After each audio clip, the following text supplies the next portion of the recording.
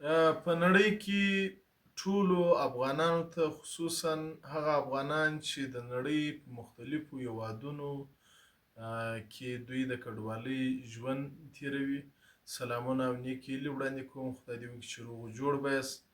محترمو، چون موږ تاسې په نصیب کډوالي یا مهاجرت د تیرو څو لسیزو څخه روان دی.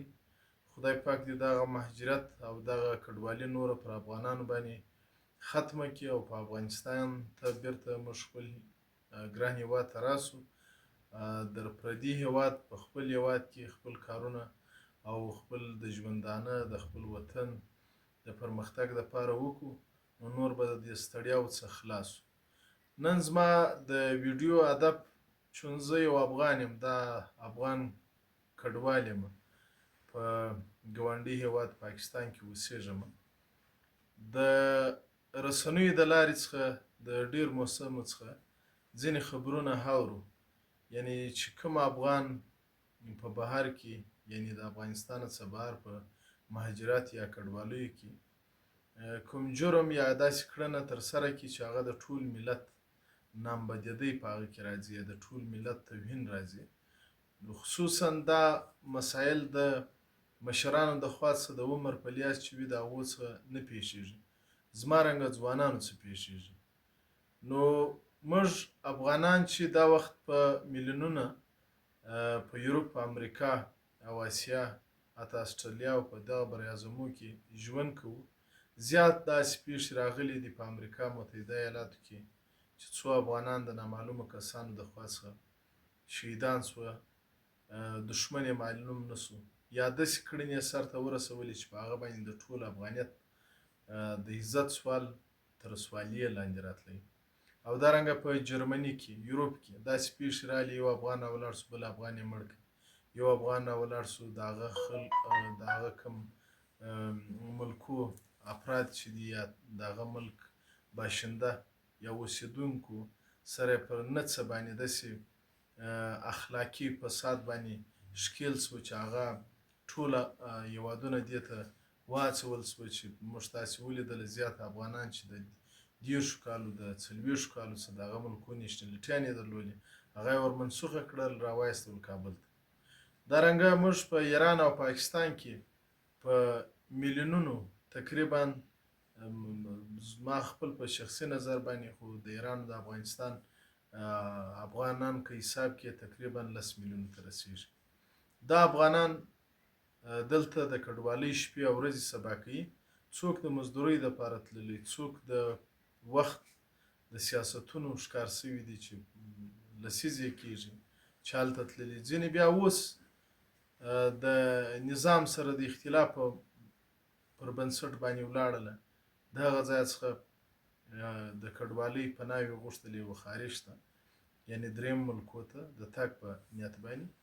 خو په سیمه کې دا زموږ تاسې چې کوم ګاونډي هیوادونه دي، د دوی خپل سیاسي مسایل وي، د دوی خپل سیاستونه وي، د دوی خپل د ملک پالیسیانې وي، خو موږ افغانان چې دلته اوسېږو باید موږ د هغو ملکو د سیاستو باندې کار ونه لرو، د هغو د کوم قوانین چې دي د هغو ته په درناوي باندې ولاړ سو، تر څو چې زموږ تاسې دلته هغه ټیم د ژوند وي او بیرته خپل هیواد ته ځو، نو ښه په شان او شوکت باندې ولاړ سو، او خپل د افغان ملت که هر کس یو جرم کوي د ټول افغانیت نوم ورسره یادیږي.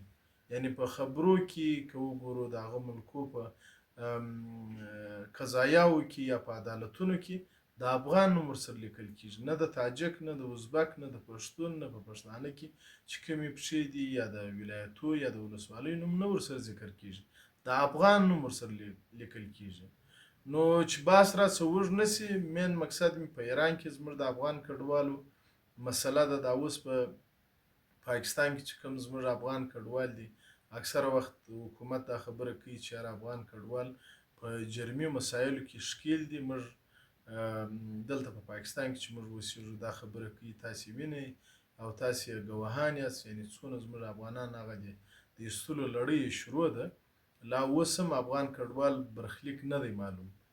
نو موږ خپل پر غم ژړل، خو خو اوس هلته په ایران کې چې کوم زموږ د افغانانو د ګوتو په شمېر باندې ځینو کسانو یا دا کار کړی یا الزام پر لګول شوی، خو حکومتونه هم بې څه پر یو چا باندې الزام نه لګوي.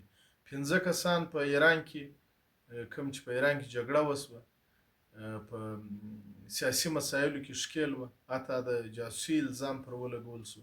د هغه د وجې څخه افغانان دونه ضعیف شوه چې 80,000 افغانان په دغې جګړې د وجې څخه په 2 ورځو کې ښودل کېږي د انټرنیشنل یا نړیوالو رسنیو د لارې څخه چې هېواد ته راستانه شو.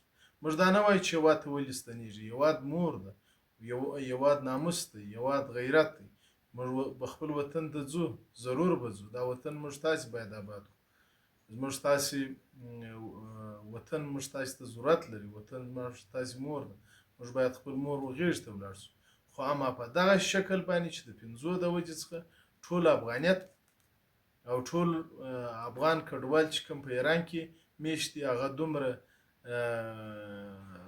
ظلم ورسره کېږي او دومره په بې عزتۍ سره راوړل کېږي، نو دا د هغو اشخاصو دپاره خصوصا ځوانانو ته دا د شرم وړ خبره ده.